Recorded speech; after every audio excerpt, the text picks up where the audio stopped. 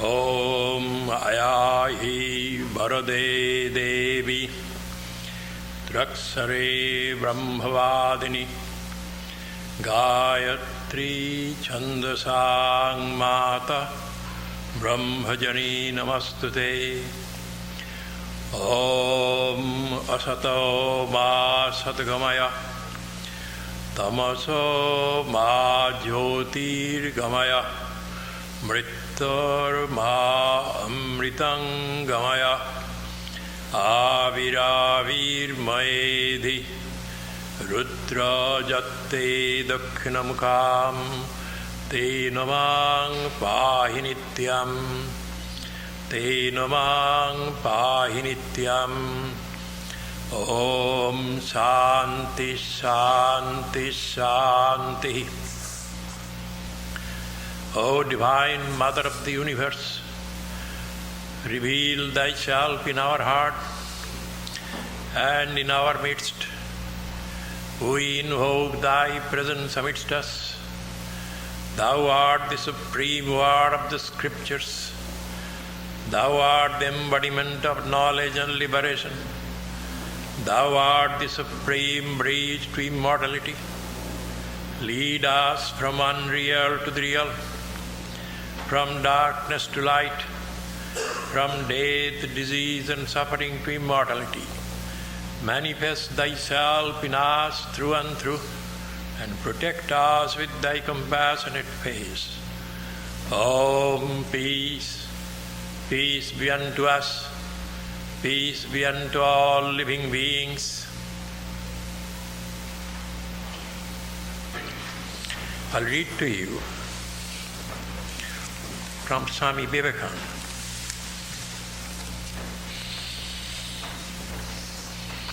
Freedom of the soul from all objects, mental and physical, is the goal. When that is attained, the soul will find that it was alone all the time, and it required no one to make it happy. As long as we require someone else to make us happy, we are slaves. When the Purusha finds that it is free and does not require anything to complete itself, that is, the nature is quite unnecessary, then freedom is attained. Men run after a few dollars and do not think anything of cheating a fellow being to get those dollars. But if they would restrain themselves, in a few years they would develop such characters as would bring them millions of dollars if they wanted them. Then their will would govern the universe. But we are all such fools. What is the use of talking of one's mistakes in the world? They cannot thereby be undone. First, what one has done, one must suffer. One must try and do better. The world sympathizes only with the strong and the powerful. It is only the work that is done as a free will offering to humanity and to nature that does not bring with it any binding attachment. Duty of any kind is not to be slighted. A man who does the lower work is not for that reason only a lower man than he who does the higher work. A man should not be judged by the nature of his duties, but by the manner in which he does them. Every duty is holy, and devotion to duty is the highest form of worship of God. It is certainly a source of great help in enlightening and emancipating the deluded and the ignorant. By doing well the duty which is nearest to us, duty which is in our own hands now, we make ourselves stronger, improving our strength in this manner step by step. We may even reach a state in which it shall be our privilege to do the most coveted and honored duties in life. Nature's justice is uniformly stern and unrelenting. Most practical men would call life neither good nor evil. Every successful man must have behind him somewhere tremendous integrity, sincerity, that is the cause of his signal success.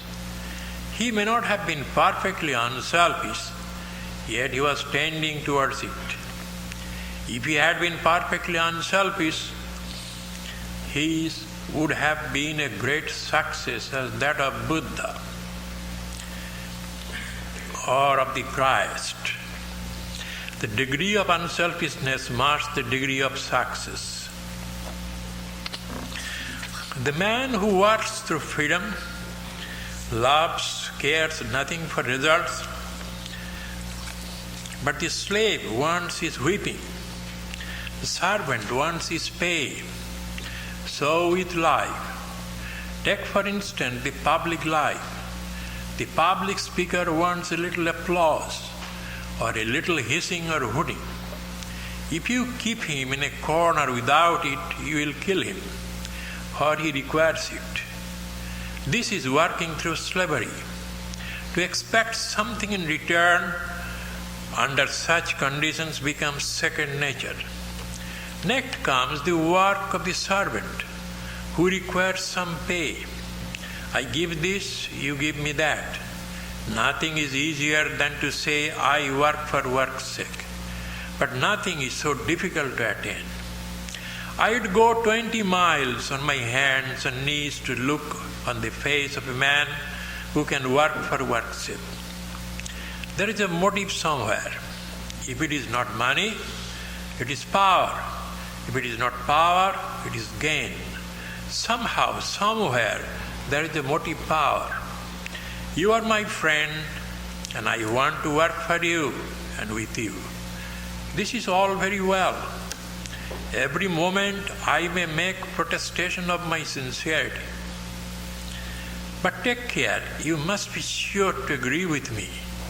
If you do not, I shall no longer take care of you or to live for you.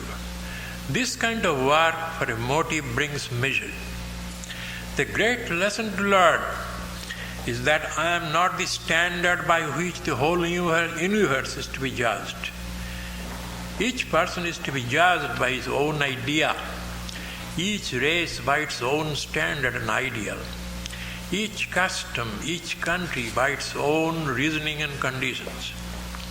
American customs are the result of the environment in which the Americans live. The Indian customs are the result of the environment in which the Indians are. And so of China, Japan, England, every other country. We all find ourselves in the position for which we are fit. Each ball finds its own hole. If one has the same capacity above another, the world will find that out too, in this universal adjusting that goes on. So it is no use to grumble. There may be a rich man who is wicked, yet there must be in that man certain qualities that made him rich. And if any other man has the same qualities, he will also become rich. What is the use of fighting and complaining? That will not help us to do better things. He who grumbles at the little thing that has fallen to his lot to do will grumble at everything. Always grumbling, he will lead a miserable life. Everything will be a failure. The man who does his duty as he goes, putting his shoulder to the wheel, will see the light. Higher and higher duties will fall to his share.